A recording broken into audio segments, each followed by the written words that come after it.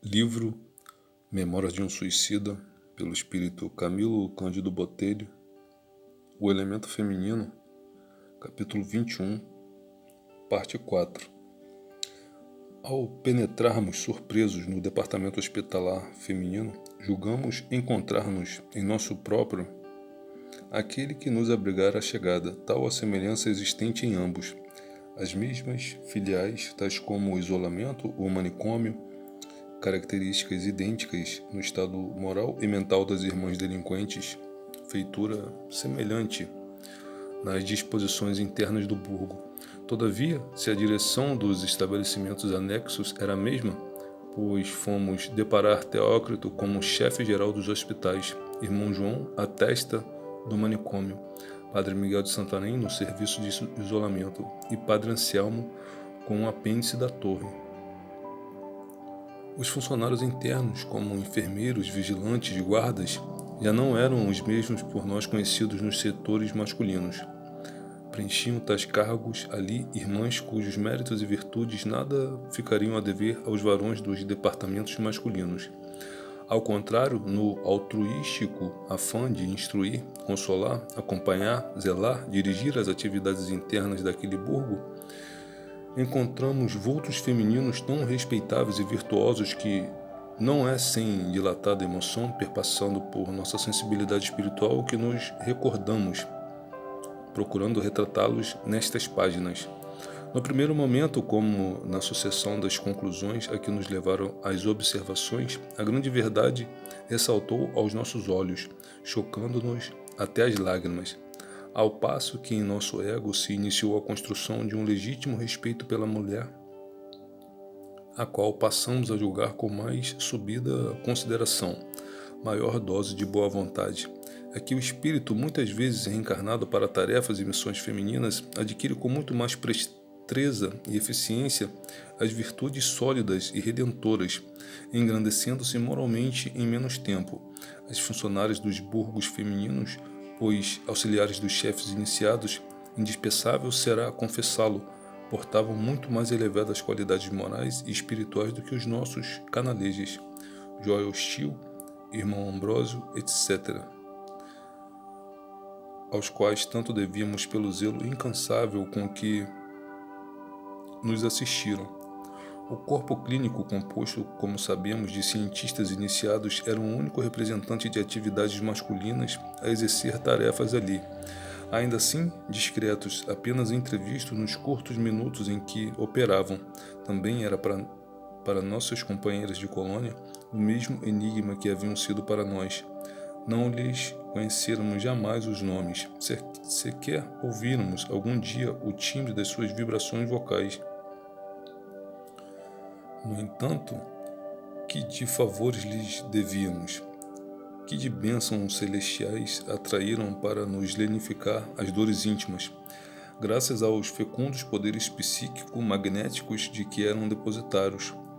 Com quanto devotamento os vimos dedicarem-se à causa do nosso reajuste, consolando-nos as exaltações mentais a um influxo de bálsamos fluídicos poderosos, refrigerando as ardências das repercussões ferazes que durante tantos anos perseguiram nossos perispíritos abalados pelo choque derivado do suicídio. Sorridente, irmão Teócrito, recebendo-nos na sede do departamento, franqueou os hospitais à visitação. Lembramo-nos então que, quando debaixo de sua jurisdição, muitas vezes fôramos visitados por caravanas idênticas, e sorrimos agora, compreendendo o que fora passado. Havia uma vice-diretora, a qual se incumbia de transmitir as ordens dos iniciados às funcionárias que, sob sua direção, desempenhava nobres e santificantes labores. Chamava-se Hortência de Queluz. Aparentava 30 anos e vimos-la irradiando singular beleza fisionômica, atestado de sereno equilíbrio dos seus pensamentos voltados para o bem e das vibrações harmoniosas da mente fortalecida por incorruptíveis diretrizes.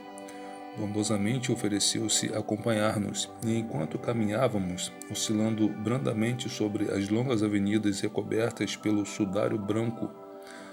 tão nosso conhecido, que ali, como em nosso antigo burgo hospitalar, apresentava o característicos das zonas astrais muito densas, Hortência de Queluz falava, dando a perceber elevados conhecimentos referentes ao caráter feminino. Encaminhar-vos-ei primeiramente, conforme a orientação dos vossos mestres, a um dos mais trágicos quartéis do nosso instituto, onde vereis o inconcebível refletir-se em efeitos inesperados em torno de nossas infelizes irmãs delinquentes. Será oportuno recordar, meus irmãos, antes que vossos mentores iniciem os esclarecimentos que vos serão necessários, de que a mulher, em sua grande maioria, infelizmente na Terra, ainda não chegou a compreender o verdadeiro móvel porque encarna como mulher, o papel que lhe está afeto no concerto das nações terrenas, no seio da humanidade, que é chamada a servir, tanto quanto o homem, habituado a trato como a julgamento inferior através dos séculos, o elemento feminino terreno acabou por acomodar-se à inferioridade, sem ânimo para elevar-se virtuosamente do opróbrio que suporta, e a tal ponto que nos dias correntes, como no passado, ele apenas se limita à orientação do servilismo em prol do elemento masculino, descrendo dos ideais redentores, incapacitando-se para o preenchimento dos intuitos do Criador, diminuindo-se mais ainda quando julga o homem equiparar-se por lhe imitar as ações com as paixões e atos deslustrosos, o que, afinal de contas, se aos representantes do primeiro gênero desdoura, as do segundo implicam um labirinto de deméritos perante a soberana lei. Daí as desgraças que vêm sobrecarregando a mulher, as quais seriam certamente insolúveis se a providência não estabelecesse necessários corretivos por meio de suas leis tão misericordiosas quanto sábias, corretivos que tenderão sempre à reabilitação justa e rápida da mulher nos campos da moral espiritual. Observai, porém, com vossos próprios olhos, vossos preceptores saberão o que apresentar para a lição do dia. Chegáramos ao manicômio. Uma religiosa recebeu-nos. Era Vicência de Guzmán, a nobre irmã do nosso amigo da vigilância. Depois dos fraternais cumprimentos e apresentações, Hortência recomendou-nos a irmã Vicência, a quem deu autorização para conduzir-nos aos recintos interditados às visitas comuns, pois tratava-se, no caso vigente, das instruções programadas para os aprendizes universitários, retirando-se em seguida. Amável e delicada, a jovem religiosa, que se respondia pelo expediente na ausência do irmão João, levou-nos a um pátio de enormes dimensões, pitoresco e agradável, para o qual deitavam numerosas janelas, todas gradeadas, pertencentes a câmaras secretas, ou melhor, a celas individuais onde se debatiam espíritos de mulheres suicidas atacados do mais abominável gênero de demência que me foi dado observar durante o longo tempo que passei no além-túmulo. Gritos desesperados, gemidos aterrorizantes invadiam o local de ondas trágicas, tornando-o repulsivo e agoirento, como verdadeira morada de loucos, malgrado o tempo que fazia do nosso ingresso na benfazeja colônia, recordando-nos do vale sinistro, e admiramos profundamente ali ouvirmos o coro nefasto próprio daquelas paragens de trevas. Nada indagamos, no entanto, certos de que as elucidações viriam a tempo.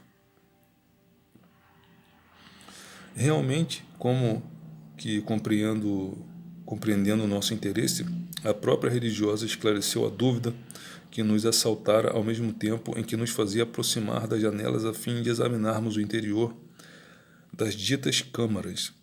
porquanto impossível seria ali penetrarmos por outra forma. São os suicidas que apresentam maior grau de responsabilidade na prática do delito e que por isso mesmo arrastam maior cabedal de prejuízos para o futuro, enfrentando através do tempo situações atrozes que requisitarão períodos seculares a fim de serem modificados, completamente sanadas. Estas infelizes, meus caros irmãos, deixaram-se escravizar por complexos sinistros, os quais se desdobram em sequências tão desastrosas que, moralmente, é como se debatessem elas a semelhança de quem, naufragando no lodo, mas se revolve em lama, aviltando-se para libertar-se.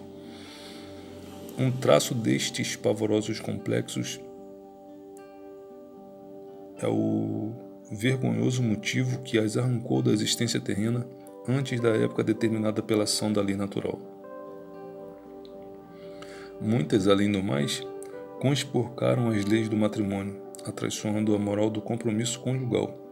esquecidas de que, ao reencarnarem, haviam prometido à lei, como a seus guardiãos, servirem de fiéis zeladoras do Instituto Sagrado da Família, educando os filhos nas leis do dever e da justiça, procurando torná-los cidadãos úteis à pátria e à humanidade, e, portanto, à causa divina e à lei de Deus. Pois bem, com semelhantes compromissos a lhes pesarem na consciência e à face da suprema lei, eis que não só profanaram os vínculos santos do matrimônio, como também as leis da criação, negando-se às funções da maternidade e entregando-se às paixões e aos vícios terrenos, absorvidas que preferiram ficar pelo descaso no cumprimento de sacrossanto deveres, dominadas pelas vaidades letais próprias das esferas sociais viciadas e seguindo pelos caminhos da inferioridade moral, expulsavam das próprias entranhas, furtando-se aos compromissos meritórios e sublimes da maternidade, os corpos em gestação apropriados para a habitação temporária de pobres espíritos que tinham compromissos a desempenharem ao seu lado, como no seio da mesma família, os quais precisavam urgentemente renascer delas mesmas, a fim de progredirem no seu âmbito familiar e social.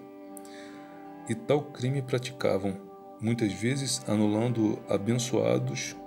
labores levados a efeito nos planos espirituais, por obreiros devotados da vinha do Senhor, os quais haviam preparado o sublime feito da reencarnação do espírito carente de progresso. Com todo o zelo para que o êxito compensasse os esforços, e o que é mais grave ainda, depois que a entidade reencarnante já se encontrava ligada ao novo fardo em preparação, o que equivale a dizer que, cientes do que faziam, cometiam infanticídios abomináveis. Acontece que, ao fim de tantos e tão graves desatinos à luz da razão, da consciência do dever, da moral, como do pudor pertinente ao estado feminino, deixaram prematuramente o corpo carnal, morrendo elas próprias para o mundo físico material, num dos vergonhosos ultrajes cometidos contra os sagrados direitos da natureza. Outras, depois de luta ímproba e aviltante, durante a qual, à custa de criminosos deméritos, extinguindo em si mesmas as fontes sublimes da reprodutividade próprias da condição humana, adquiriram como sequência natural enfermidades lastimáveis, tais como a tuberculose, o câncer, infecções repulsivas e etc., que as fizeram prematuramente atingir o plano invisível,